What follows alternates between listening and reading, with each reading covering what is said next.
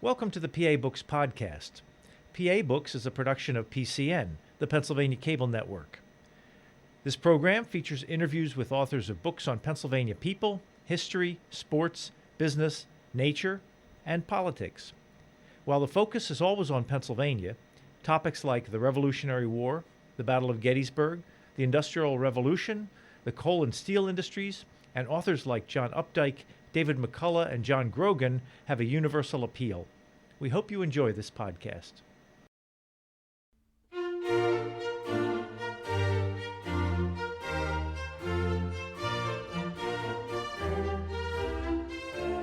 This week on PA Books, Abdullah Muhammad, author of Africans in New Sweden. Abdullah Muhammad, author of Africans in New Sweden. What got you interested in New Sweden in the first place? Well, about 9 years ago, I was invited to be the reenactor for Anthony Swarth, who was known as Black Anthony, because they had lost their reenactor. And I was invited to take over that reenactor role and to be a part of the board for New Sweden Center. And I was invited by Herb Rambo, and the rest is history. Did you know anything about New Sweden before that? Absolutely not, as a matter of fact. And it really was the incentive and motivation for me to become a part of it, because they piqued my curiosity by saying, you'll be playing the role of Anthony, who was the only black person in the New Sweden colony. And I said, really? The only one? That's interesting. So I always took that as a part of what was the whole curiosity and mystique about Anthony. How did he end up being the only African in this colony that came from Sweden? So. Well, for people who don't know anything about New Sweden, where was it and when was it? Who were the that's people? A good question. New Sweden was basically along the Delaware River. It ran actually from the top of the Delaware Bay up into the Delaware River, up into New Jersey, southern part of Pennsylvania, and the west coast of New Jersey and the eastern part of Delaware. During that time period, the basic transportation was by boat, because waterways were the transportation route. So just about everybody lived along the waterways.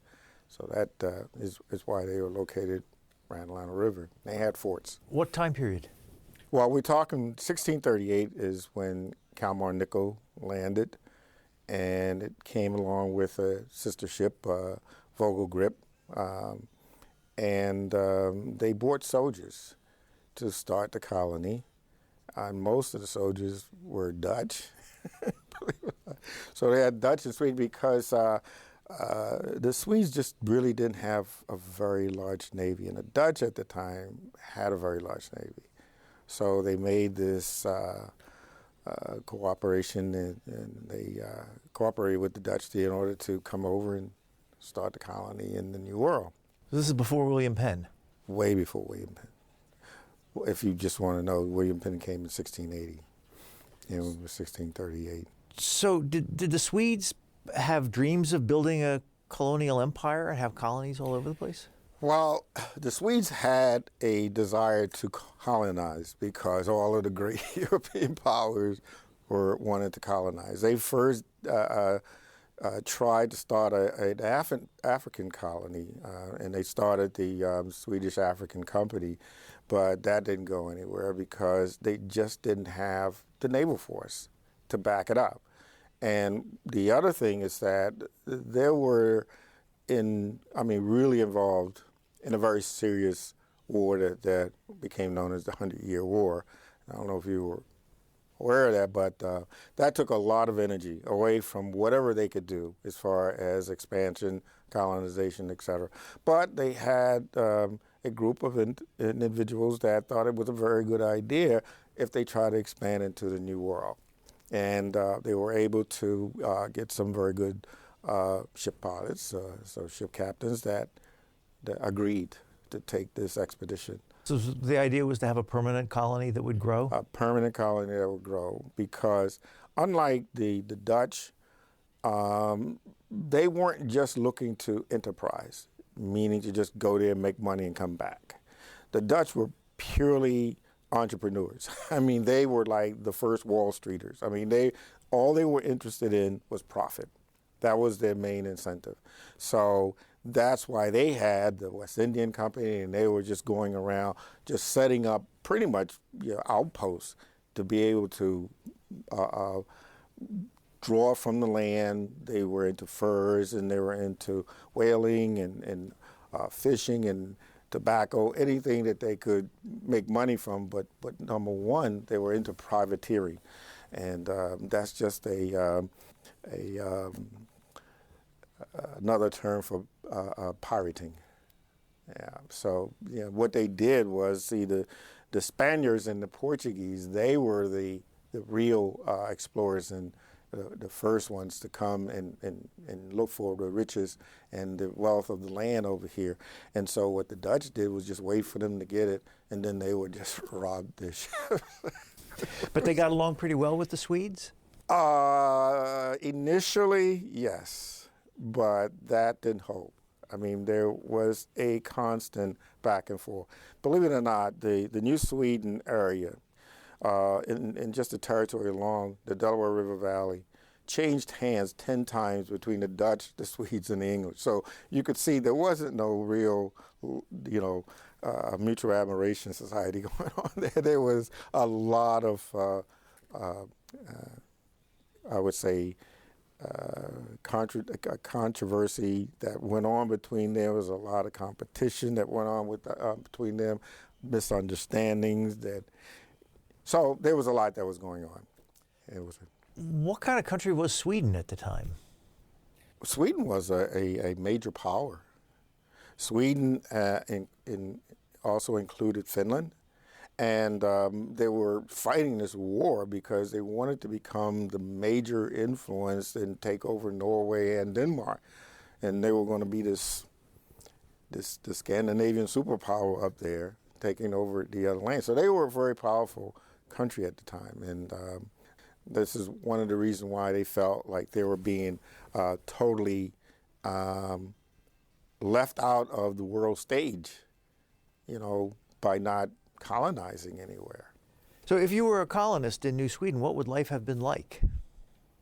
Well, the colonists didn't come until 15 months after the original soldiers, sailors came to sort of develop that. It was all area. Soldiers in the beginning? It was all soldiers, except for Anthony.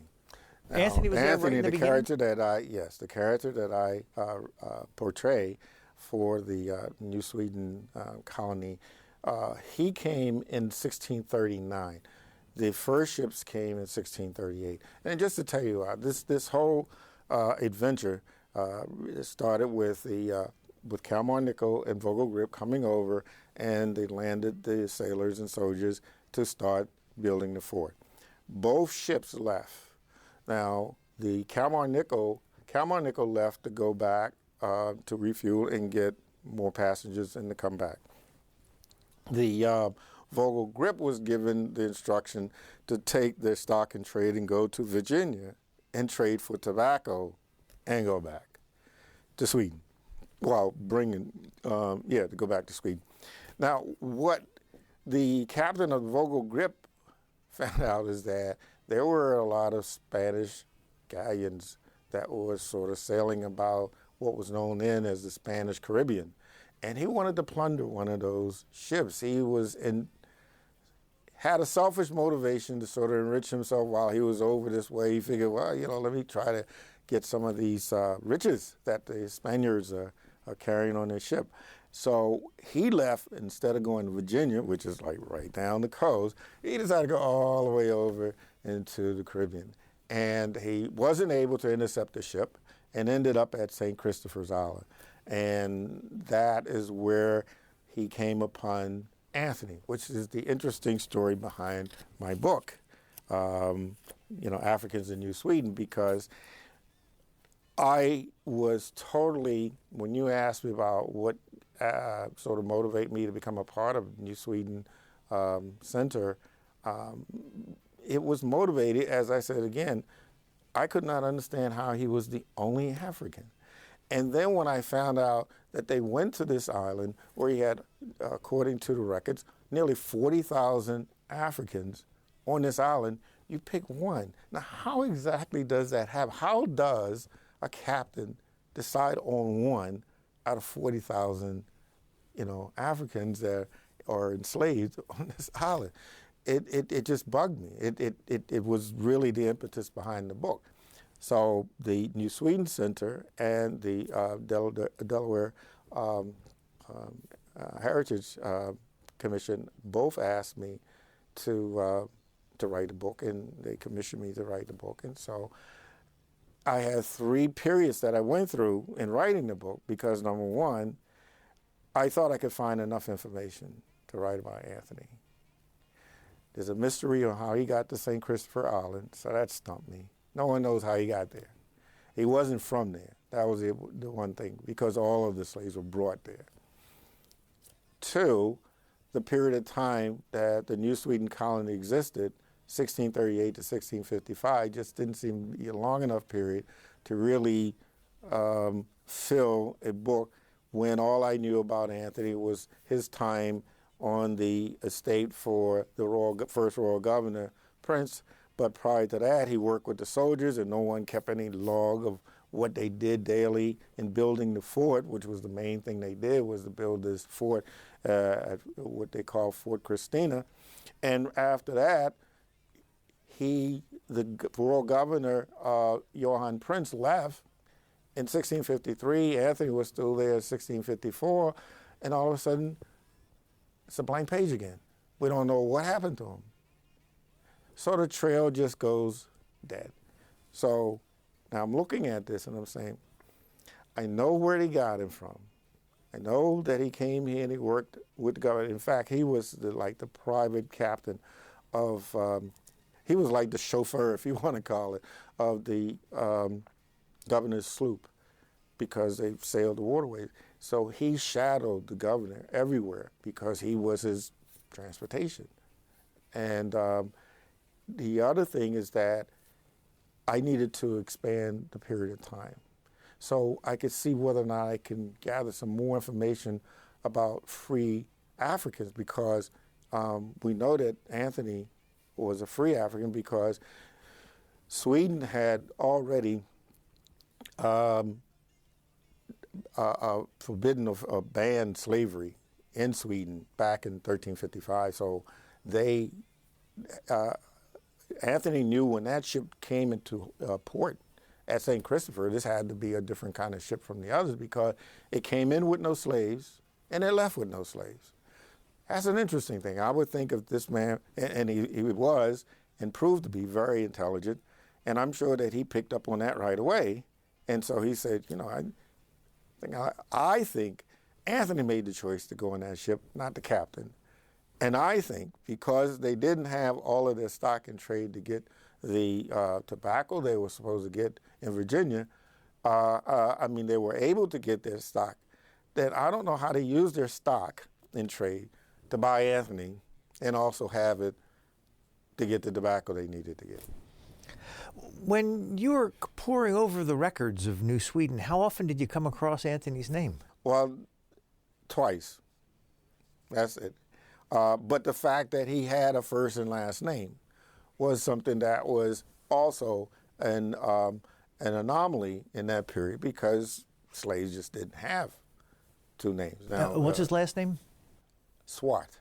It's S-W-A-R-T, but it's pronounced Swart, like it's a T-H. Any idea where that name came from? Well, it's a Swedish name. In fact, you look in the telephone book. In Sweden, there are a lot of Swarts. I mean, it's a very popular last family name. It also means black. And it's just like if you went to the telephone book and look up the last name Black here, or white, or whatever color. But that's how basically that name came about. It's a family name.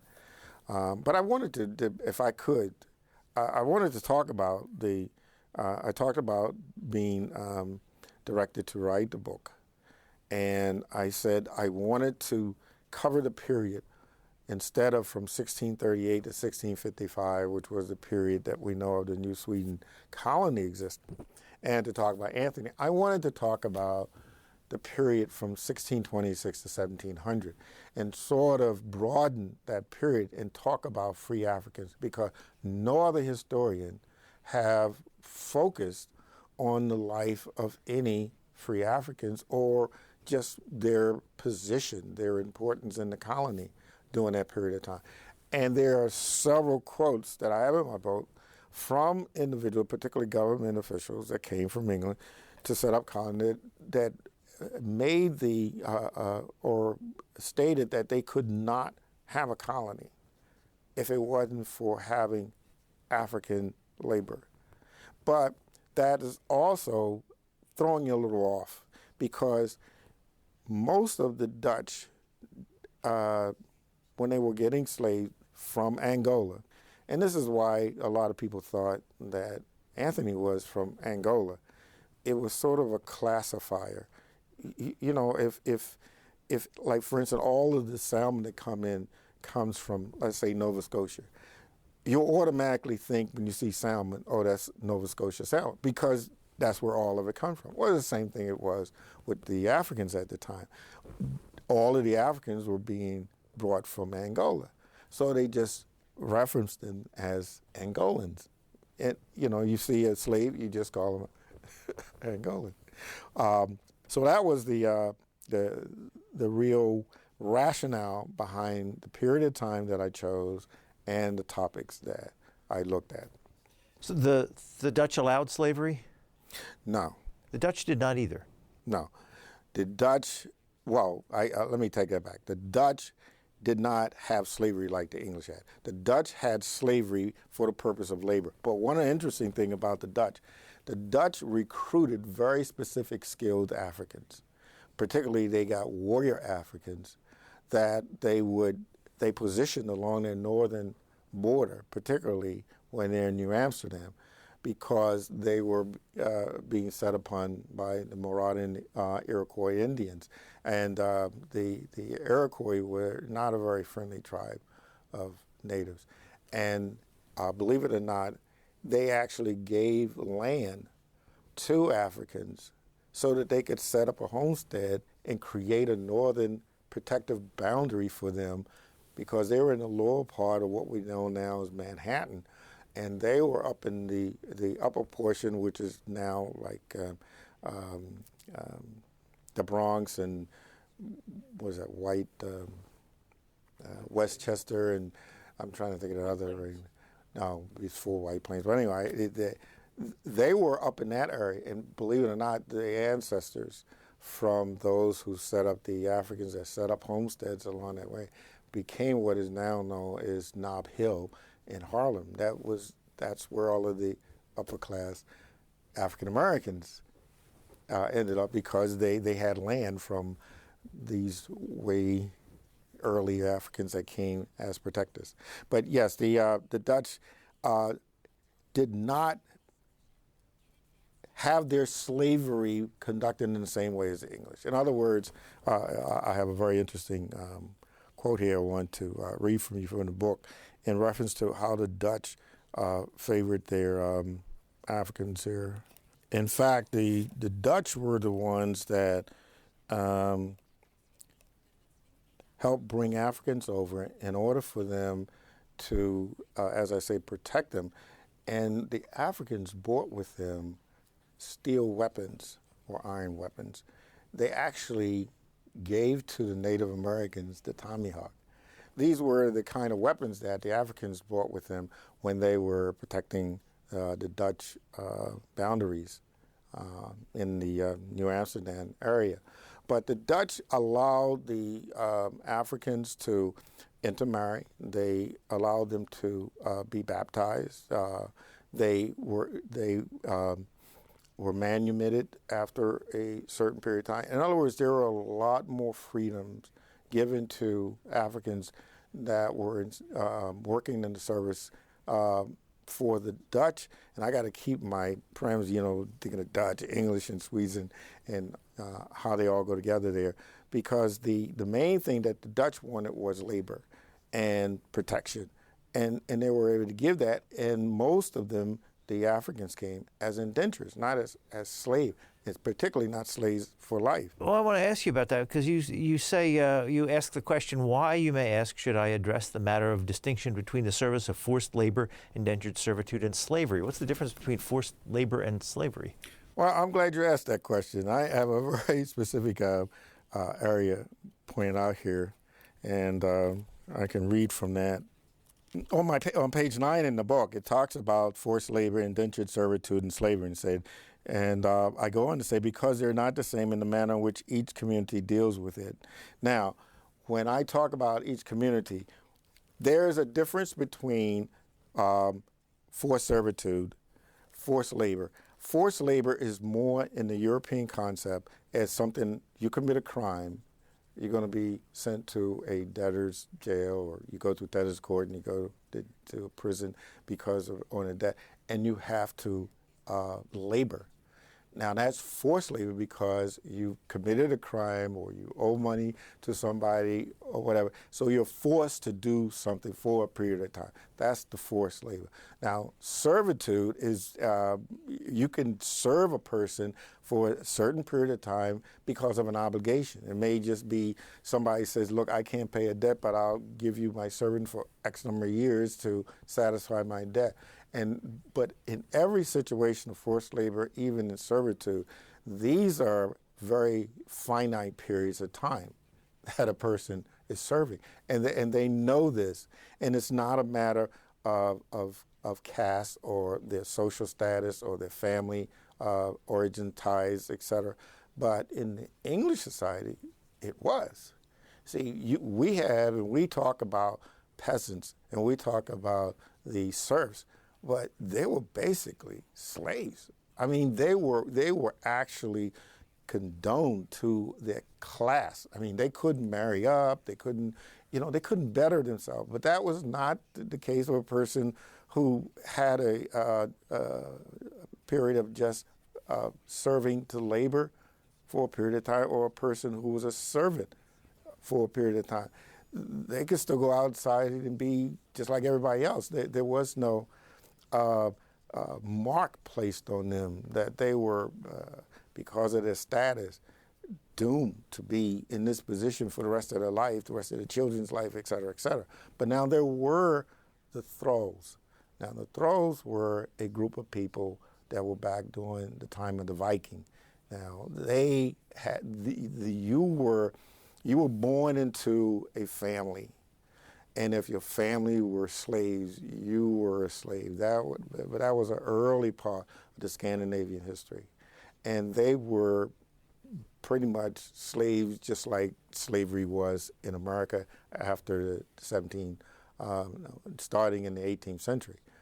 And but that was outlawed by the king back in 1355, so which I point out. Under your definition, there would have been nobody who was a slave in New Sweden? No, not in New Sweden. See, every time you ask me a very definitive question like that, it's not always as easy as that to answer, because there were some Dutch that brought manservants with them to the colony, but the colony did not condone slavery. Now, the royal governor, Prince, tried to enslave the natives, but he had been given a set of instructions to follow by they call him the Child King, a queen rather, Queen Christina, to follow in order to keep the colony safe and to make profit for the colony. So he was bound by these sets of instructions. One of them was not to enslave the indigenous people. Not to enslave them. Not to enslave them. Yeah, that was a mandate given to him. He was mandated to get along with the indigenous people, to do everything to work out, have a good relationship with the indigenous people. So this was something that he had to deviate from now, and he tried, because he was also given a mandate to grow tobacco. Now, do you know anything about tobacco?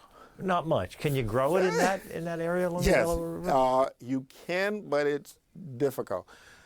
Tobacco is an extremely laborious crop to grow. It takes a lot of labor because it's like a spoiled child almost. It's like it takes constant attention from the time you put it in the ground to the time you take it out, because even after you take it out, you have to tend to it. You have to dry it a certain way in order for it to come out right, in order to do whatever you want to do, process it for the different products that they made from tobacco.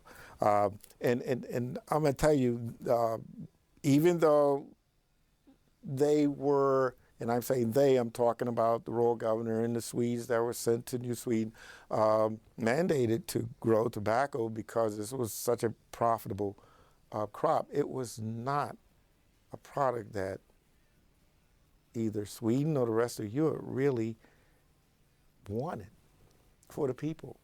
I have some interesting quotes here from one of the quotes that I have is from the period when the Queen talked about tobacco in a way that we would probably talk about it today. They disdained the thing. And yet it was profitable? Yeah, it's in my section that calls No Time for Tobacco. And it starts out Sir Francis Drake and Sir Walter Raleigh. You heard of these guys? I think they had a cigarette that was named a Raleigh cigarette. But if they had known how he stood with tobacco, they would have not have used his name. But anyway, in one case in point was the ability of Sir Francis Drake and Sir Walter Raleigh to popularize tobacco, also nicknamed the jovial weed by Francis Drake, among the English upper class in the late 16th century. Yet, in total opposition to that popularity, King James was one of the harshest critics of smoking tobacco. This is King James in the English society. When I get to the other one a little later. Here's the quote. Sounding like a modern-day physician, James anonymously published Counterblast to Tobacco, in which he described smoking as a custom loathsome to the eye, hateful to the nose, harmful to the brain, dangerous to the lungs, and in the black stinking fumes thereof, nearest resembling the horrible stingent smoke of the pit that is bottomless. I mean, that is like real serious, strong words. Yet it was so profitable that the ruling class wanted to, and the governing class wanted to turn their heads. But this was something that came, as I say, from the Queen and the Swedish government. It says, we, Christina, etc., make hereby known, whereas we see and understand that this our state and kingdom is by one and the other, without order and judgment, being flooded with tobacco, a merchandise, which until some time ago has been unknown here, and besides in itself is not very useful, but nevertheless is now bought and consumed by the common people to such an extent that it has become an abuse, and in great measure brings great injury and poverty on many. And although it would not be unjust if we as a careful government were to forbid altogether the importation into our kingdom of this said tobacco, and thereby in time prevent that the means of our faithful subjects further go out of the kingdom for such an unnecessary commodity, to their final considerable injury and loss of property, yet because this general bad habit and great abuse are practiced by almost everybody, and because at present we considered it injudicious to prohibit and abolish it entirely, therefore we have been moved to restrict it somewhat and adapt it to the circumstances of the times and the humor of the people. I'm so glad we invented periods at the end of sentences, because they certainly did not use periods. I mean, I had to read that almost in one breath because it was like no periods. This is all one like long, very long sentence. Did they try to work other crops for cash? Or there was no trapping or anything like that? Well, fur was a big commodity. There was in the Delaware Valley there? In the Delaware Valley and up through New England, fur was the big deal, and that's why we lost a lot of the creatures that they took the furs from. Pardon me. And whaling was another big industry that started up. There were plentiful whales that I was not aware of that lived along swam along the East Coast here in North America. Getting back to Anthony, now he worked for Governor Prince. He lived with him? Lived in the... Yes, Governor Prince brought Anthony into his circle, as you will, as soon as he arrived. Now, here's the curious thing, but I need to back up because I want to talk about the dedication of this book first, because the two individuals that I dedicated it to, and I need to just read this because I don't want to miss any part of how I try to narrow this focus of really talking about them being instrumental. And I'll just go like this. I dedicated this book to two very important and instrumental people who are affiliated with New Sweden Center of today and whose ancestors were part of the New Sweden Center of 1640. They are Herb Rambo and Elisa Hogate. Herb Rambo was the president at the time when he asked me to be a part of the board, and Elisa Hogate is now our vice president and also the chair of our education committee. But I made the dedication because it was not possible for me to begin my research without the leadership and foresight of Herbert Ripley Rambo, past president of the New Sweden Center and descendant of Peter Gunderson Rambo, and Elisa Hogate, current vice president and education director of the New Sweden Center and descendant of Anders Larsson Dalbo. Elisa Hogate's drive, fortitude, and tenacity have been vital to the publication of this book.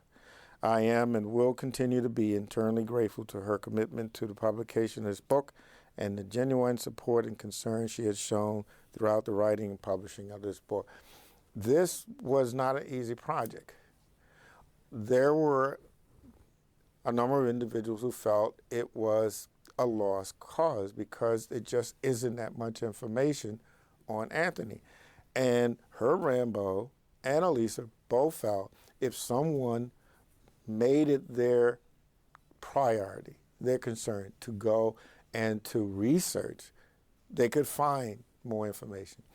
And there was always this voice within the New Sweden Center to say, look, if no historian has found it in all these years, what makes you think you're going to find anything now? So my argument was because every day historians are finding new morsels of documentations, information, artifacts, et cetera, that help us understand what happened. I wanted to ask about that. Is it that there might be records in the basement of some church in Sweden somewhere that hasn't been discovered yet, or has it all been discovered and there's just nothing written down? It's not, I don't think, necessarily a point of it being discovered as much as it is a point of somebody delving into finding it. See, you could have a whole slew of books on your shelf. How many do you take off and read? But maybe someone else will come in and say, oh, and they want to read every last one of the books. That's the motivation, that's the drive, that's the kind of curiosity that develops this new information that we thought was not there. And you found 2 references to Anthony? Oh, no, I found more than 2 references, but most of the places I looked for getting information about Anthony was not where it was. They were more or less in like a ship log or a diary that was kept. For instance, Lindström was a Swede that came over, and he was writing a lot about the history of the land and the foliage and the natives, etc. Once he got here, and he just, in passing, mentioned certain things. So this is where, when you have a topic that's not spoken or written about very well in history books, you're normally going to find those little morsels and tidbits of information sort of like off the cuff. Someone just mentioning it as an incidental situation as opposed to someone actually doing a in-depth research and involvement with it. So how often would you go through a whole day or days where you would look and look and look and just come up with nothing? It took a lot of days because you're constantly going through titles. What you do is you get any book that's written about a certain, like say you have a book like there were many books that were written by historians here in Delaware that dealt with New Sweden. So you look at their bibliography and see where did they get their books from. Thomas Scharf was a prolific author on Delaware history. He wrote volumes and volumes of Delaware history. I mean, he took like the smallest details of things and developed it by going and finding more things to associate and draw into that particular understanding or just fleshing out that whole topic of a certain event that others just sort of mentioned. But there was never any real fleshing out of Anthony. And it's really because, as I mentioned earlier, there were a lot of documents that were lost. There were a lot of documents that disappeared between invasions and this person coming, and the Dutch coming on the Swedes, the Swedes coming on the Dutch, and the English coming on the Dutch, et cetera, et cetera. So there were just documents lost. So the main thing you wanted was to be able to find some like treasure trove of where the bulk of something information was found. Ship logs were a vital and very important source. Are they hard to read? It depends on what you're looking for. Because ship logs do two things. They specify what's on the ship, what was the purpose of the travel, where did they go, where did they come from, et cetera, where did they stop, what events occurred as they were going through their journey, and you just need to know what part of the log to look at because they kept things in different sections. Oh, just since this is a book about Pennsylvania, we should point out that Governor Prince's house was in Tinicum Island, is exactly. that it? Which is where, for where people the who don't know? airport Where basically is now. Philadelphia Airport, yeah. Along the river. And a little south of it. And that's where Anthony lived? Yes, yes. And the interesting thing, that the mystery that surrounds Anthony's arrival to St. Christopher Island is probably coupled with the fact that of the mystery of how he actually got here to New Sweden colony. Because I said again, I am not buying the notion that this captain just went in and found this one slave and decided to purchase him. Because, as I say again, there are several smoking guns that, well, I would say there's not enough evidence to back his side of the story up. First of all, he never reported the fact that he had picked up Anthony. He went back to Sweden and never told anyone that he had picked up Anthony. It was really not until Governor Prince came to the New Sweden, the first royal governor, came and said, "Who's this guy? Where did he come from?" And he got the story, and you don't find any logs that he wrote back to Sweden talking about, I have this seaman, this African seaman that is really a talented person. I have him in my employ, But you get back to the point that if you look at the scenario I'm pointing out, here's Anthony, a slave on this island. He's seeing his ships with this flag. And these ships with this Swedish flag come in. They have no Africans. They leave. They have no Africans. And he's thinking to himself, I'm working down here at the dock and I'm seeing all these other ships. They come in with Africans. They leave with Africans. But this ship doesn't. And I'm sure he's going to inquire. And he's going to find out something. And I think he was a stowaway. Cloud Atlas was a movie I watched some years ago. You ever heard of the movie? Well, Cloud Atlas was a movie I watched that had Halle Berry as one of the stars, Tom Hanks was one of the stars in it, and it covered like a time period that went from the early past all the way up to the future.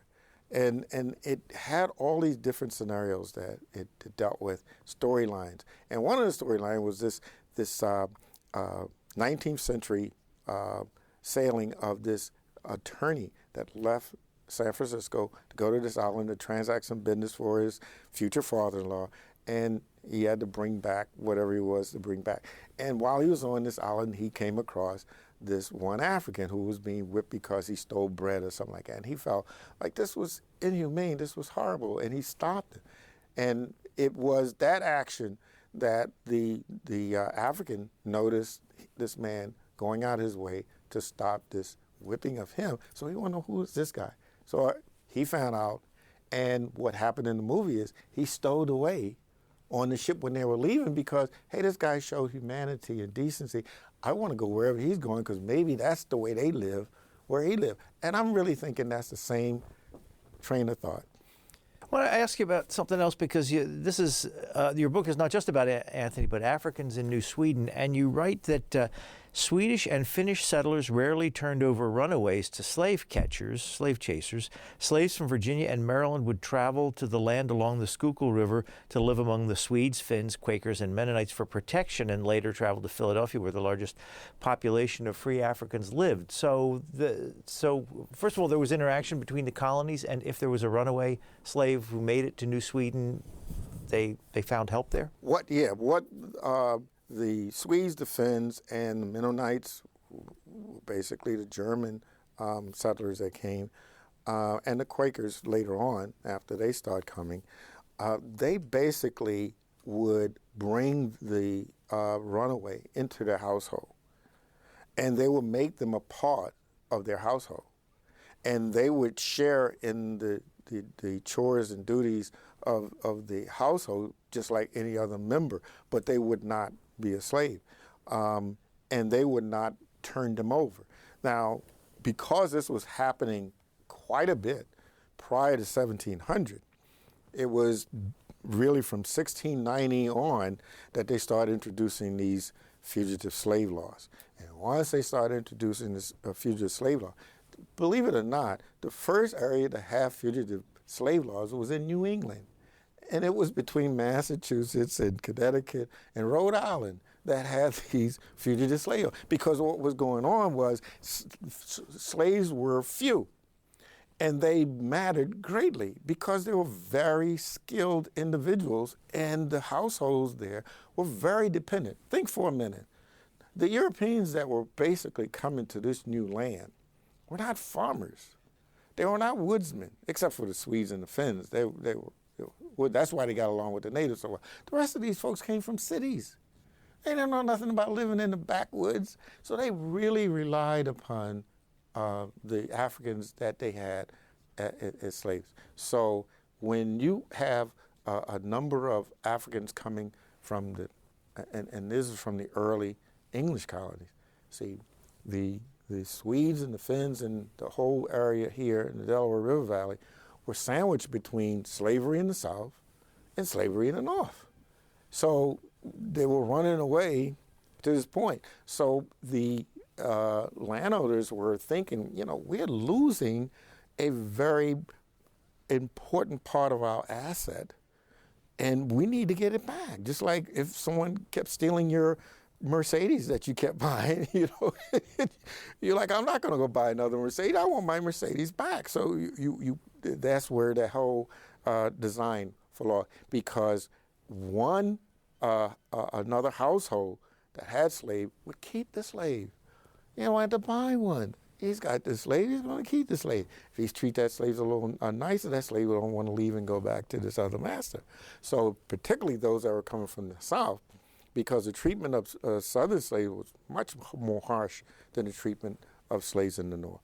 So that was the first reason for them wanting to have the fugitive slave laws, because you had slave owners that were pretty much kidnapping to a degree not necessarily kidnapping, but if you came on my land, I'm not going to take you back. But then you had those that had a deliberate purpose. They were like your first abolitionists.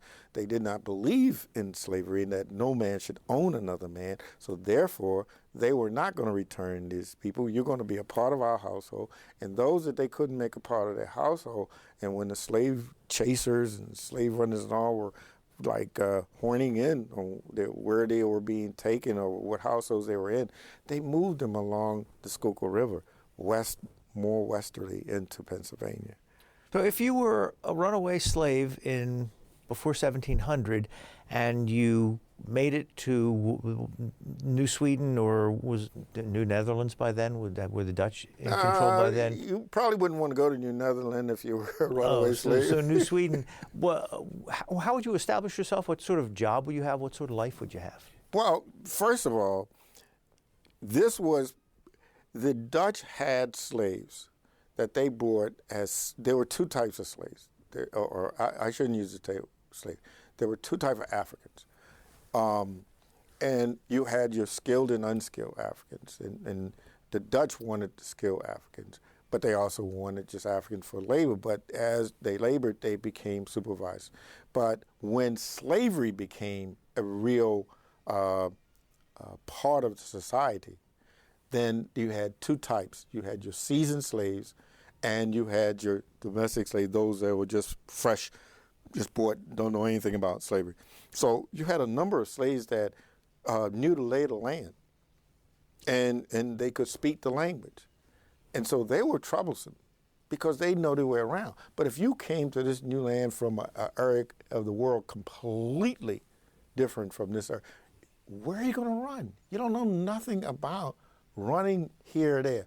But it was those that had knowledge of the land that ran away, and they could speak the language. The other thing, you had white indentures and white slaves working alongside black slaves. And you had your black indentures working with your white indentures, and they were intermarrying as well. So this was what was going on prior to 1700. And so if a white indenture and a black indenture ran away together, they could even pretend, the white indenture could pretend that they were the master and this was my slave.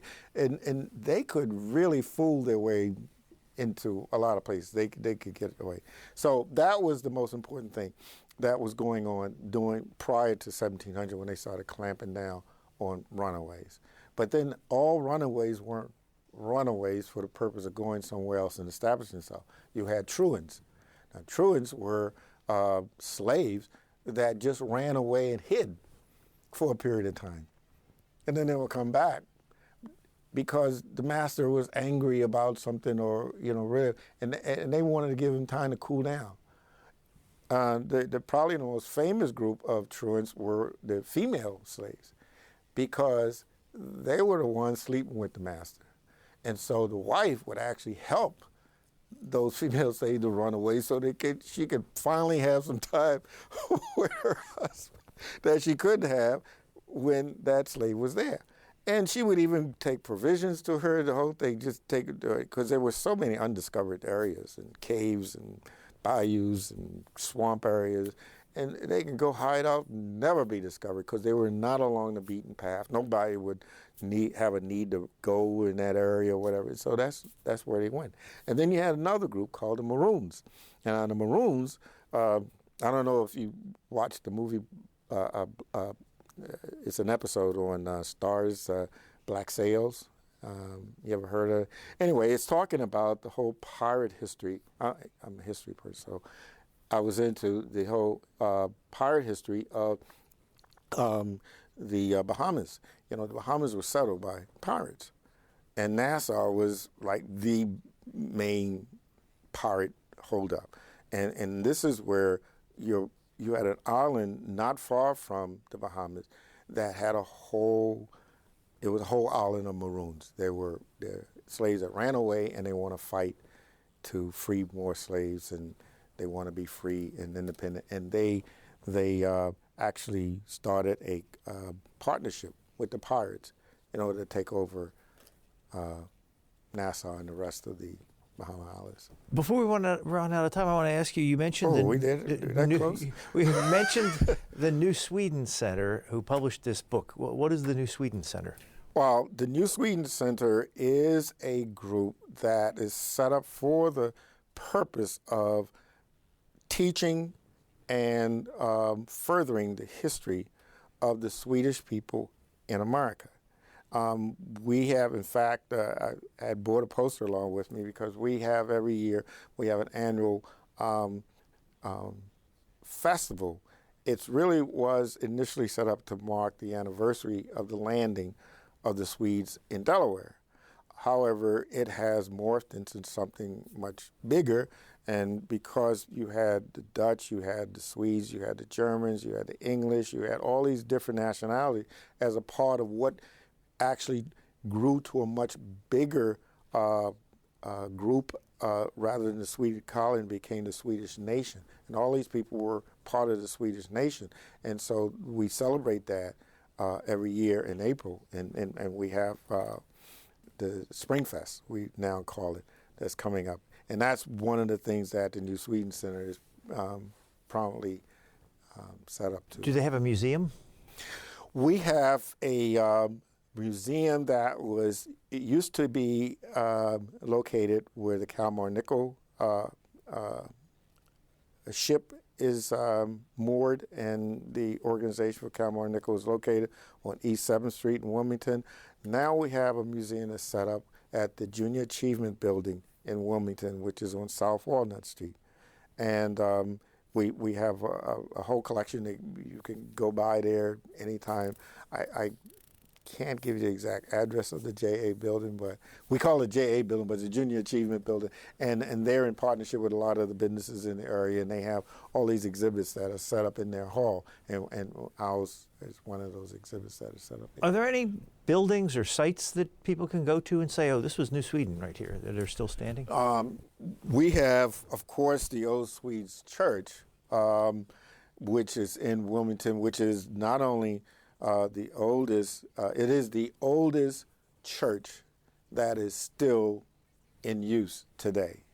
And that's the Old Swedes Church on East 7th Street and Church Street. And there's one in Old Swedes Church in Philadelphia. Yeah, you have one in Philadelphia. And I went to one, I gave a lecture at the King of Prussia Historical Society, and that's another Old Swedes church. In fact, I took some pictures of it. They have these beautifully stained glass windows, and it tells the history of the church in these stained glass windows. Really, very nice if you've ever been there. But the New Sweden Center, as I say again, we're giving a major program. We call it the 4 W's, is who, wore, what, when. and it is basically like a fashion show of historical garments and other outfits that were worn by people back in time in New Sweden. Now, the free African population in New Sweden was, like you said, Sweden didn't allow slavery. But then as the colonies became states, Delaware became a slave state, Maryland was a slave state, Pennsylvania was a free state eventually. But you write here that by the turn of the century, when it became 1700, 1 out of every 10 Philadelphians owned a slave. Well, 1 in 15 families in Pennsylvania owned 1 or more slaves. So there were still slaves. Do you know the interesting thing there? It was the Quakers bringing the slaves, who later became the most ardent abolitionists. But now they had slaves in their shops. They had them in their mills. They had them. In other words, one of the quickest way for colonies to grow here in America was getting free labor. And so they were just setting up Philadelphia, 1680, 1682, when they added the 3 lower counties, which became Delaware. They were all about setting up the colony. So, they were embracing this was the mindset at that period of time, that the way you can profit quickly was to not have to pay for labor. And so they had slaves. But Pennsylvania was one of the first areas to manumit the slaves, and that's why Philadelphia ended up with the largest number of free slaves in the whole area, because they had slaves that were brought to them by the Swedes and the Finns when they were trying to hide them, because they were run away and they couldn't keep them in their house. Some of them couldn't afford to keep them because they just couldn't feed them, because they were small farmers. They just did enough to take care of themselves and their family. So sometimes they would just take them out to Philadelphia and turn them over to a shopkeeper or to a mill owner or something, and say, this is a talented person. And the way you know that a lot of the Africans during that time were very talented is when they ran away, the description that the slave owners would put in the newspapers to advertise this runaway and how to describe them. That was a stark contrast to how they were advertising runaway in the late 18th and early 19th century, where they were identifying by scars and missing limbs, different mutilations, because obviously this wasn't the first time this person either ran away or this was the reason they were running away, because they were being so abused. Is the search for information on Anthony still going on, or have you found everything? Oh, no, absolutely, absolutely. I am trying to organize a trip to go to Sweden in order to go to the university there to look through books. I have to do it where I can get a translator and someone who reads, because I don't. And so, but I think there's a treasure trove there. I think there's also a treasure trove of information that's still in the New York City archive that were basically left by the Dutch. I think the Dutch has a lot of Swedish history in their documents and in their logs. And so those are two places I'm looking to go, because I'm working on another book that I want to highlight. Well, actually talk about Anthony, but it's going to be part fiction and part nonfiction, because I need to try to flesh out this character of Anthony. Well, we'll keep an eye out for that when it comes out. We've been speaking with Abdullah Muhammad. He is the author of this book, Africans in New Sweden, The Untold Story. Thank you very much. Oh, you're very welcome. You've been listening to a podcast of PA Books, a production of PCN, the Pennsylvania Cable Network. We'd like to hear from you. Our email address is pabooks@pcntv.com. Like us on Facebook to learn more about PA Books.